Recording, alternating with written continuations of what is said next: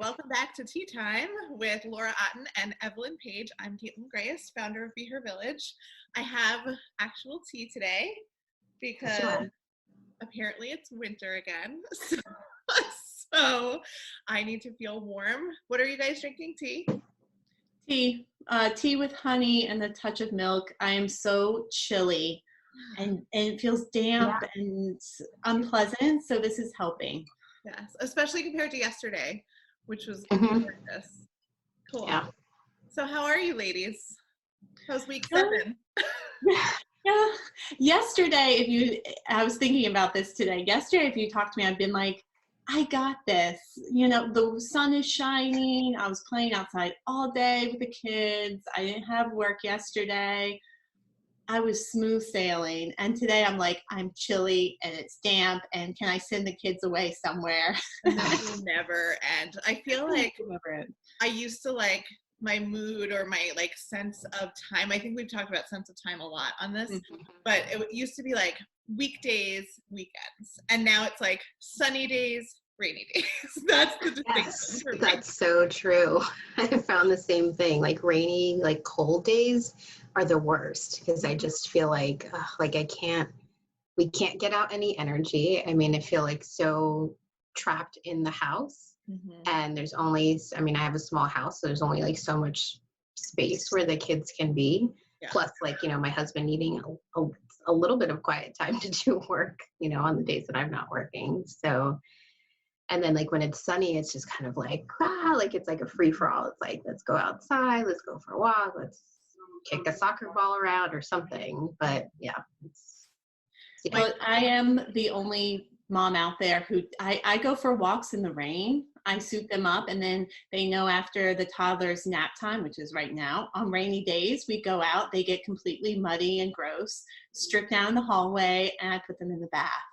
So that has helped me. It goes back to that, like, I can't handle being in the house all day. I have to get fresh air. And so my mood definitely isn't as good on the chilly, rainy days, but I'm out there and I'm the only one out there. I took a walk this morning and there's no one else out there. But I was like you when I had little kids. I always took them out, but now my kids are older and they have their own opinions about whether they want to be outside. Well, I suggested to my 4-year-old when it was like kind of rainy, not too hard over the weekend, Sunday, I think it was rainy. And she kind of looks at me and she's like, I don't want to mess up my hair. I was like, okay. I glimpsed into a 14-year-old. Yeah. So, I'm not one to walk in the rain myself. I don't like that feeling, but it was just feeling like cooped up and I wanted to get out and, she was not having it. So I was like, okay, I'm not going to get into that fight. And we actually took a drive on Sunday because it was just, my husband really likes to just drive. And so it's like, I was just feeling like that cooped up feeling. And as like a few of my clients said, like that feeling of like wanting to throw a tantrum was coming up again. And I think that's kind of where I was too. I just wanted to be out of the house and like, I don't want to walk in the same places. And so we just took a drive for a couple of hours and we didn't get out of the car, but it was just nice to just go see other things besides our car. Like new scenes in front of your eyes. Yeah. Your eyeballs see things. I feel like what you just said for me, Laura, and I would love to hear your opinion on this, but if I had to assign a theme to week 7, it is just cabin fever. Everyone is tired of being inside, and I think it's hard to see the numbers in terms of the pandemic coming down, and yet we're still inside and it's getting nicer out. And for me at least, it's like the crisis is over, like my own internal holy shit, what is happening here is over. But now it's like it's mundane and my house is boring and the people, I love them deeply, my family, but like I want new people to look at and talk to and touch. So that's like what you just said, like just going for a drive. I had this is so silly, like the things I'm getting excited about now, it's evidence of my boredom. Like I got a recall notice in the car for my car, and like we packed the whole family up and we went in for an appointment. it was like driving on the parkways. I'm like, oh, wow, this is outside again. You know, it's like, it's really incredible. So I would love to hear what you think the theme for week 7 quarantine is, for like, what are you hearing from people? I'd second that stir craziness, and also that feeling like you want to rebel against it. And I think that's actually happening. People are pushing the limits a little bit more. And I have sympathy for that. I really do. I feel the urge myself to push it because we are tired of it. And then I know I have to remind myself of the urgency of still doing what we're doing, but we're pushing that limit a little bit more. I also hear so much from my working parents of just like, how much longer can we do this with the kids? And also this sense of being fed up with the expectations from the schooling. I've heard a lot of frustrations around that. Like, this is unreasonable, and rebelling against that too, of going try a little bit, but I'm throwing my hands up with this. And so there's that sense of just fed up. Maybe fed up is the feeling. Yeah, I think that's very accurate. And I agree with, I mean, there was traffic yesterday. And I'm like, is everybody just out and we're just, I mean, I was out, I was in the traffic, but I was out because we went hiking because it was gorgeous. We went to our favorite park and we played and we hiked, but there was there was slow downs on the parkways, traffic. And I'm just like, wow, there's a lot of people out right now. And I know, you know, I mean, I talked to my own network of people, and it's kind of like, somebody said to me last night, you know, it's like they're telling us today you can't hug people and you can't see your parents, and tomorrow, you know, the quote unquote whatever the next day is that they say we can, then we'll just magically be able to. Like, there's this frustration, I think, too, of the messaging we're getting from the government, and that's like not really for this podcast, the political stuff, but I think wherever you fall on the political spectrum, there's frustration, you know, of like the unknown. There's no known of when this is going to end. And so, you know, we're New Yorkers, and we kind of take it into our own hands. I feel that's really true, because even as I've talked to people, you know, it's kind of like, okay, if this May 15th date, you know, sticks, it doesn't mean on May 16th, we're going to run out and go to a restaurant and like hug everybody, and, you know, kids are going to go back to school. All these things like aren't just going to happen. So there's still that uncertainty of like, what does it mean even when these restrictions are lifted? So that uncertainty is still there.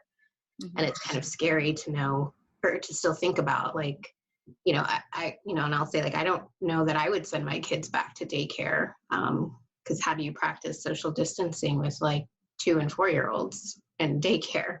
You know, so there's still a lot of things to consider to keep everybody safe and healthy. It's not just kind of like it's on and off switch.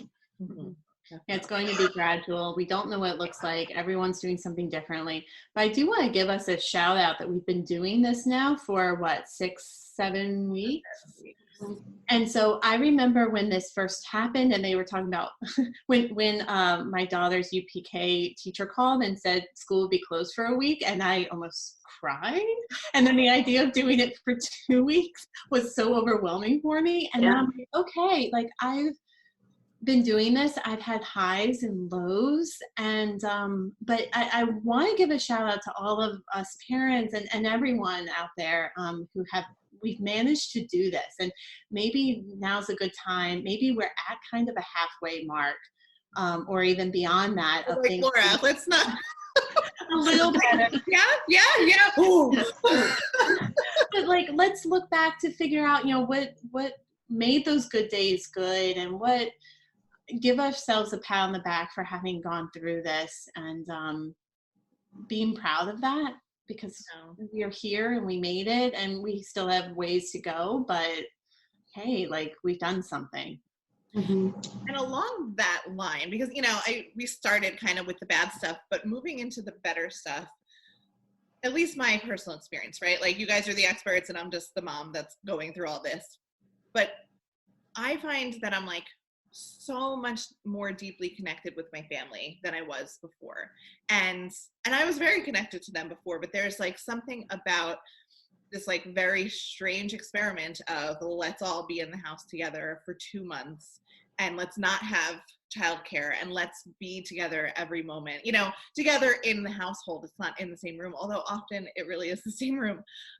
There's just been this like closeness with my family. Like my kids are really close to each other in a way that they haven't been since they started school. They play together, they support each other, they take care of each other, they fight like little lion cubs, and they drive me nuts sometimes, but like that's very normal as well. But there's so much less anxiety, there's so much less stress in certain ways than there was before, because I don't know, there's just a sense of togetherness. Like we don't have all these external factors. We don't have play dates with other kids. We don't have, me and my husband like trying to talk to other adults and ignoring the kids, and we don't have school in the sense that they're going off and having a whole day and having lots of experiences and then not able to come back and talk to me about them. Like there's just this, I don't know, we're connected in a way that I kind of don't want to go away. And I wonder how it will look when school does start again, in whatever form that looks like, and when my husband goes back to work, and when we are allowed to socialize again. There is this like little gem that I want to hold on to from this quarantine. It's like this like coziness. There's certainly like, I'm literally talking about booking my babysitter every weekend for like the next 4 years, but there's this specialness that has happened. There's this good thing that has happened within the context of the quarantine. Are you guys finding a similar experience? Yeah, I'm silence. Yeah. Go ahead, Laura.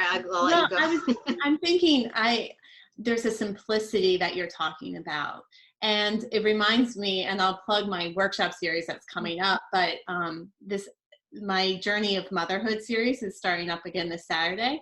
But one of the exercises I do is about setting boundaries and saying no to things is a huge form of self-care. So this looks different now than when I last did this workshop series last year, but I was talking to parents about saying no to activities and quote, quote, obligations, family obligations, birthday parties, events, things, in order to keep things simple with their family. And now the pandemic has forced the no's for all of that. So obviously we miss a lot of them, but there's a self-care there of, all right, I know it is hard to get my children in the car.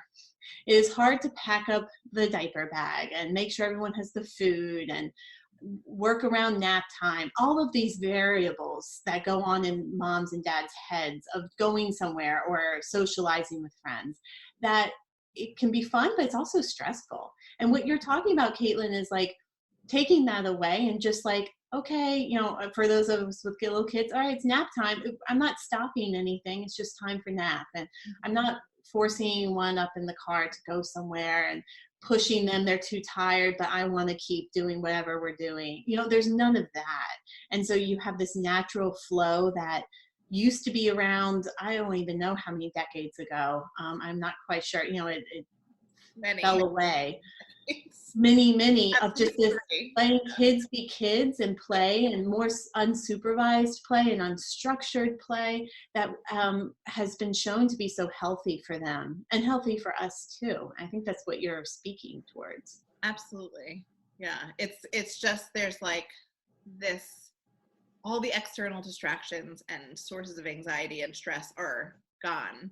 And we're just like really in tune with each other and in a way that we haven't been before. And I love that idea of like saying no to things. I think I get this, like, I'm in a good place right now in such a way that I like think about going back to life. And I know life won't look the same, but I think about it and I'm like, oh, I'm gonna, how am I gonna, I don't wanna do all the things I did before. I don't wanna be out of the house as much before. And I was always somebody that loved to be at my house. I couldn't stand being in my house because I have a hard time sitting still. And this has actually forced me to sit still and get comfortable and figure out what was making me uncomfortable. It's like this incredible time of growth. And it's been really interesting to have it forced upon me. Through crisis, you know? That we would call, Evelyn and I would call that exposure therapy. Right. It's the most effective form of therapy for anxiety is you expose yourself to it and you sit with that anxiety and your body realizes that you can handle it. And so the next time you have to deal with it, it doesn't respond as strongly. The worst thing for anxiety is to avoid whatever you're anxious about. And that's what you're speaking towards. Yeah. So there you go. So I don't know that I ever recognized my need to go out and the need to always be doing something and to always have an activity as a form of anxiety, but it was because it's like being home alone with 3 kids who have lots of different needs and lots of interests and lots of hours and lots of energy. It was like, you know, it was a lot. And now suddenly we're doing it and it feels good and the day is kind of over before we even know it. And I don't know, it's nice to realize that we can do all of this without the other stuff. And I feel like I'm going to be very selective about what we add back in and how we add it back in, for sure. Yeah. I was noticing too with my kids of just how much they're connecting with each other. I mean, they're 4 and almost 2, and like, you know, they would go to daycare. They were in daycare full time, but they're in different classrooms. So they see each other like in the hallway here and there, but now that they're together, it's really nice to see how much closer they're getting, how much they're getting more in tune with each other and how sweet they are with each other. And I mean, yeah, we have our like rough days too, and there's a lot of the tantrums and fighting and things like that. But then there's these like really precious moments where you kind of see them, whether it is like, you know, my older one showing the little one how to use the iPad or their tablet and, you know, screen time, like whatever, like it's happening, but it's nice to see them like teaching each other. Yeah. And also even with the little one that I realized like just seeing her like vocabulary like exploding right now. And I think, you know, she's hearing us talk all day long and my 4-year-old. And so it's kind of like, I mean, you see them obviously develop even when kids are going to daycare, but you don't see them literally every single day, all day long. Mm-hmm. So I really like come to appreciate that too. And I think I will miss that because they will eventually go back to daycare when we feel that it's safe for everybody. Or like the 3rd grade, you know, whenever. Yeah, you know, at some point they will. I mean, at some point I need to get back to kind of like a real work schedule too. But I think I'm going to miss that. I mean, as difficult as it is having them around all the time while both of us are trying to work, it's really sweet to just see their relationship as siblings develop. Absolutely. And that speaks to like of being mindful of what we're grateful for during this time. I think this is, you know, we hear the stories of the healthcare workers on the front lines and what they've been going through and families who have lost loved ones and how horrendous that has been, the deaths and being alone. And so it does remind you of what is the most important here. And we had a family member pass away before this, and I was talking to my husband about it, and he's like, I'm so grateful it happened before, because we were all there. You know, this huge family where they were all able to say goodbye and be with him as he died, and as sad, and we didn't know what was coming, but they appreciated that at the time, but didn't appreciate how that could change. And we took that for granted.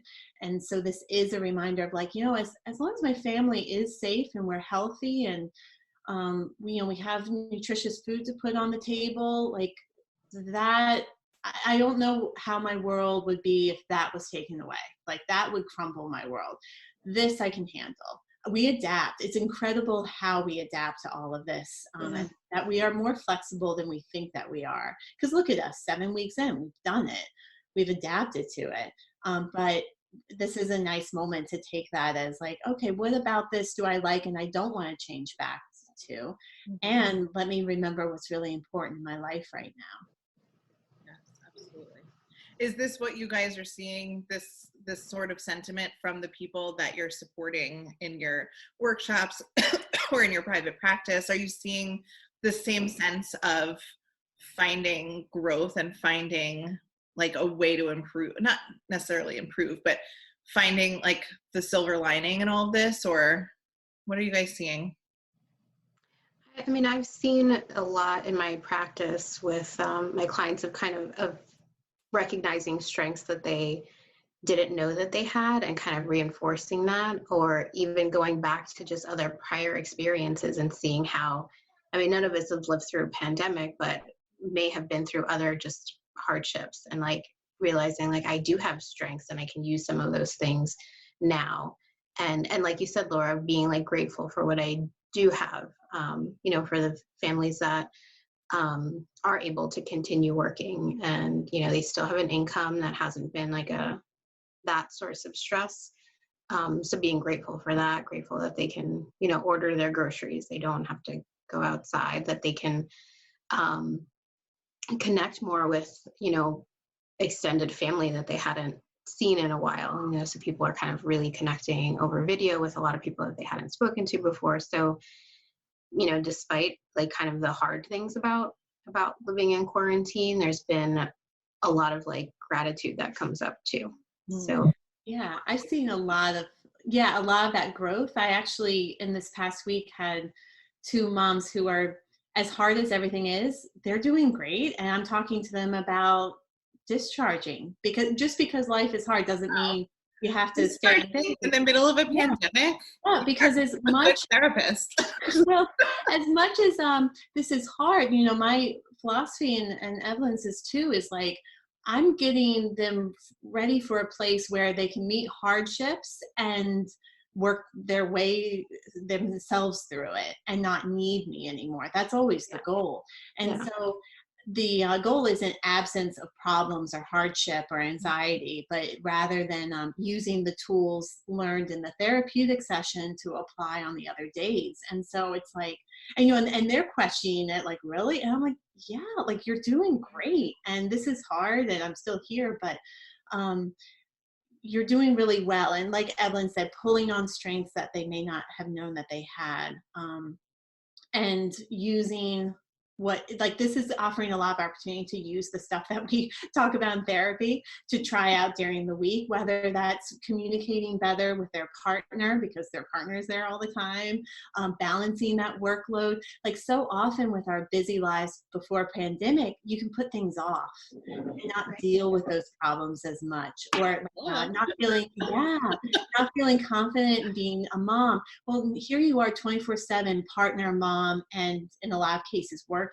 So you have to deal with it. And as difficult as that is, it's been a period of rapid growth for my clients to meet those challenges head on. Practice. A period of rapid growth is like the best marketing spin on this pandemic. You have this amazing opportunity to have rapid growth in your self-development. Yeah. AKA shit is hitting the fan and now you need to face everything in your life. You have to face it. And we're in crisis, and it's very similar to that postpartum time or planning a big event or having a crisis in your life to take it in the step of growing from it and not crumbling from it. Yeah.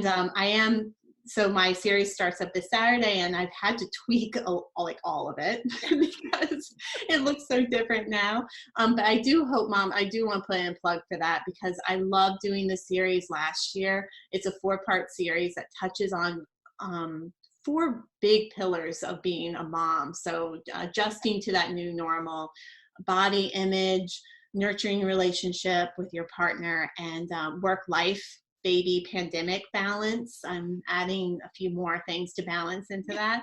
So I've had a lot of fun, tweaking those worksheets and exercises that I make for that. And it's always great reminders for me too, because I learn from it as well. Great. And I'll just say, I think Laura's workshops are great. So I even attended, I think 3 of them the last time you did it. And, it was just really nice to kind of work through some of that stuff for myself and my partner, and it's, I am a therapist and I kind of use a lot of those skills, but it was nice to kind of like sit back and not be the therapist in that situation. So I think all 4 workshops are just so important. Like you said, Laura, like kind of the 4 big pillars for people have after you have a baby, like that journey into motherhood. Thanks, Evelyn. Be Her Village posted a comparison essentially between, Janelle does our social media, and she quoted me, which is like a funny thing to wake up and see on Instagram, is yourself being quoted.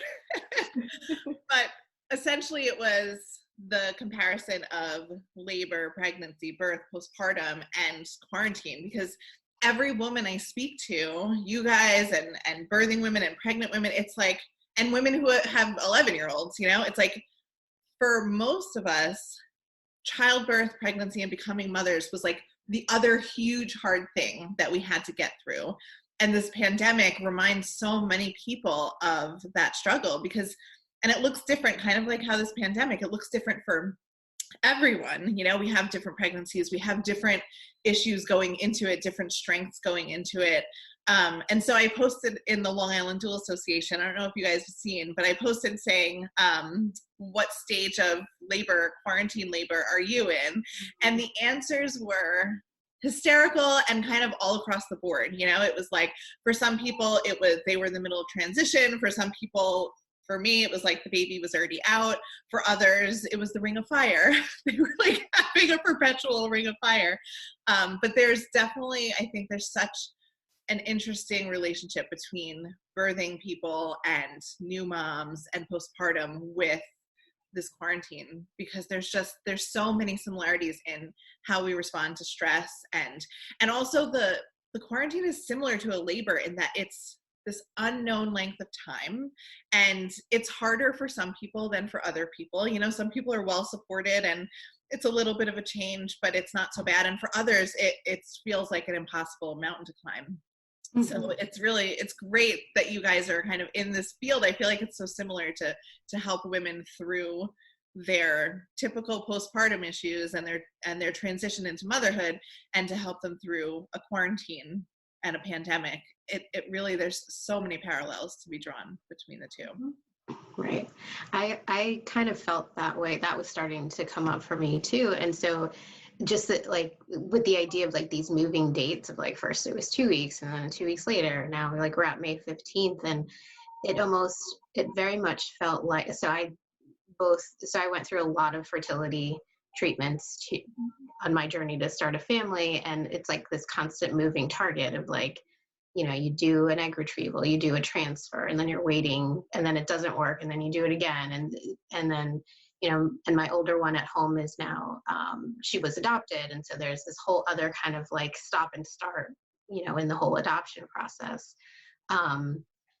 You know, so that really does kind of resonate for me, and kind of like that whole process, like the ups and downs. And, you know, we did experience, you know, as, you know, our first daughter was stillborn. And so there was, you know, the lows and, you know, the highs of, you know, eventually we were able to bring a baby home.